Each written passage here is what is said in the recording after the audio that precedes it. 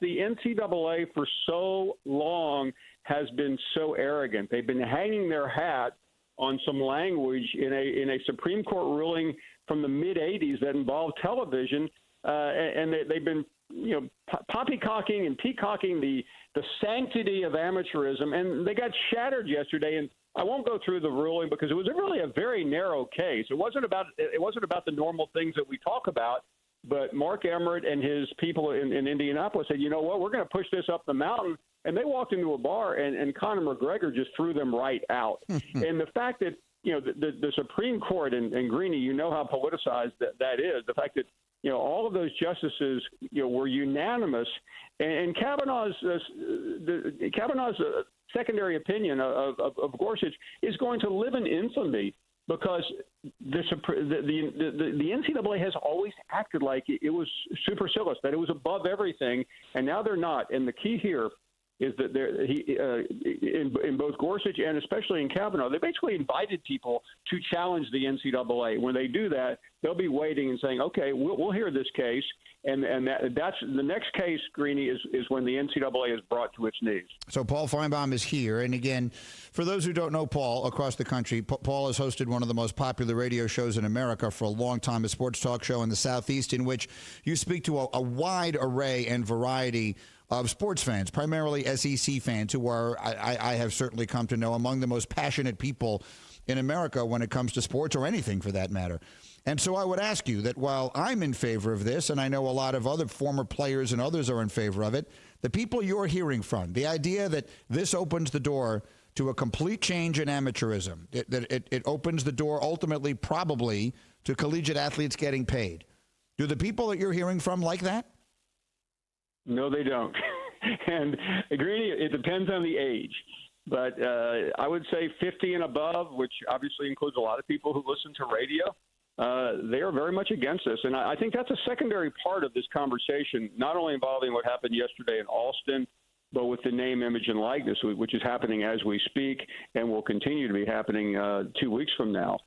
There are a lot of I don't think there's any sport that has more traditionalists in its fan base than college football. They really liked the way it was when they went to college because, Greeny, you understand this going to Northwestern. There's an affinity, there's a love, there's a loyalty toward the school, and part of that was playing for your school. It didn't matter whether you were 0-12 or 12-0, and a lot of older fans just don't like young athletes saying, you know what, it's not the college football playoff. I'm not playing in the Cotton Bowl like a lot of Florida players did last year. I'm not playing in the Booter Scooter Bowl because my team had a 6-6 record. And the idea that they're going to be making money makes it even more complex. And that's one issue. The secondary issue is this really going to be equitable? It's great. You and I are both in favor of young players making money, men or women. It doesn't matter what the sport. But a lot of schools will have an advantage because of where they are located and the hardcore fan base that they employ. So I agree, and so here's the question I wanted to ask you. I feel like you'll have a better. I'm just sort of asking you to look into a crystal ball here. At some point, if Pandora's box really does become completely open, if, as Heather and you were both projecting this morning on Get Up, the next lawsuit that gets to the Supreme Court breaks this wide open, and suddenly there is pay for play in collegiate sports. What would then happen? What would it look like as best you can guess? Let's stick with football, which is the sport that you deal in the most and is the biggest of these sports by far. What do you think college football would look like? Well, I think there would be some unionization, which was tried a couple of years ago, as you know, at Northwestern. And I don't know how that model would work, but I think players would get something. And I don't know how much. But, it's almost like we were 50 years ago with the Olympics, Greeny. Mm-hmm. We would hear the head of the IOC come on and whatever accent that he spoke in, talk about the amateurism, and we laughed. And eventually we didn't laugh any longer because the athletes were getting millions of dollars. And I think we'll just come to accept it.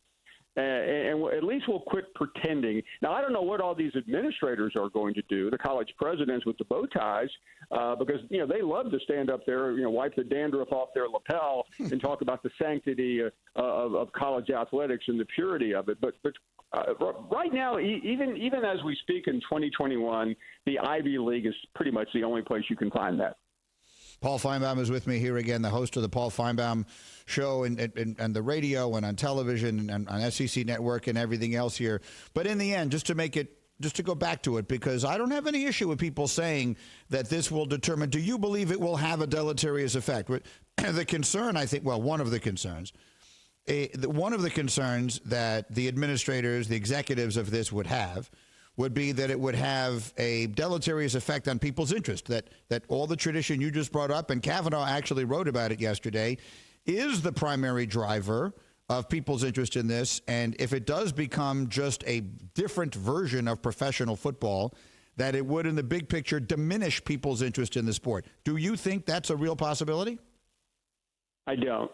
Greeny, I'll never forget, it was August 16th, 1994, when baseball went on strike. Yeah. You know what everybody said the next day? I'm never watching it again. Right. Now, a lot of people were at baseball games last night, and they'll be at baseball games today, and the ratings may not be what they were, but they're still pretty good.